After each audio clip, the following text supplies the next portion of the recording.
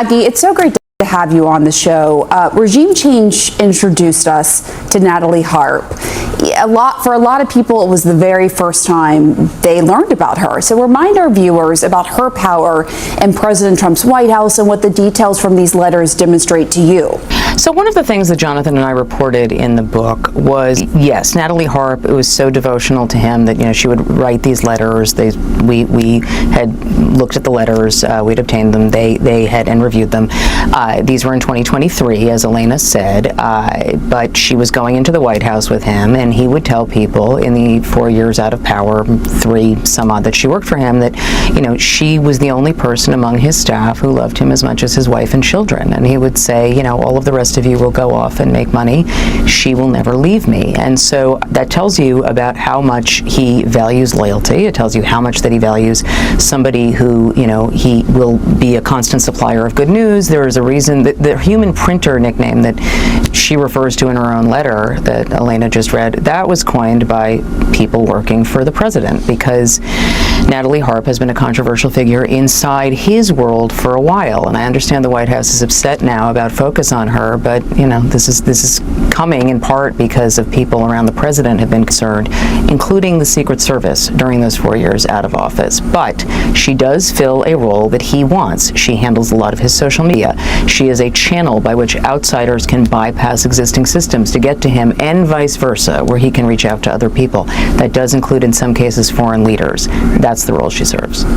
Our colleague, Aaron Burnett, interviewed Natalie Harp's estranged brother earlier this week and asked for his view of some of your reporting for regime change. Listen to this.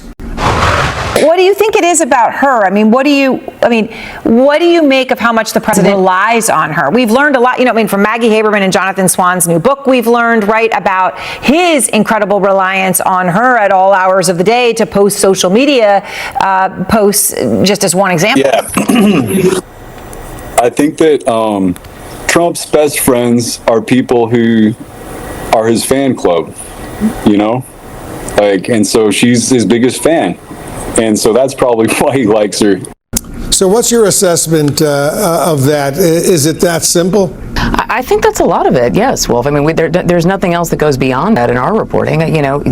Trump, as I think we've all watched over a long period of time, likes to have sycophants around. It doesn't mean exclusively, but that has gotten more pronounced, and devotion is the coin of the realm in his world and in his larger orbit. She is the most pronounced example of it that I can see in recent years. And I think the other piece too, Wolf, is she doesn't have, that we know of, and according to people we've spoken to in the president's world over several years now, she doesn't really do much outside of work. She works constantly for him. That is something that he has a huge amount of value in. I described her the other day as a Binkie, for lack of a better way of putting it. It's a comfort blanket. There are men who have played that role for him too. One of them would be Boris Epstein, about whom his lead legal advisor, of whom the president describes him as his psychiatrist, and says, sometimes you just want somebody to tell you everything is going to be okay. That is a lot of what the president values.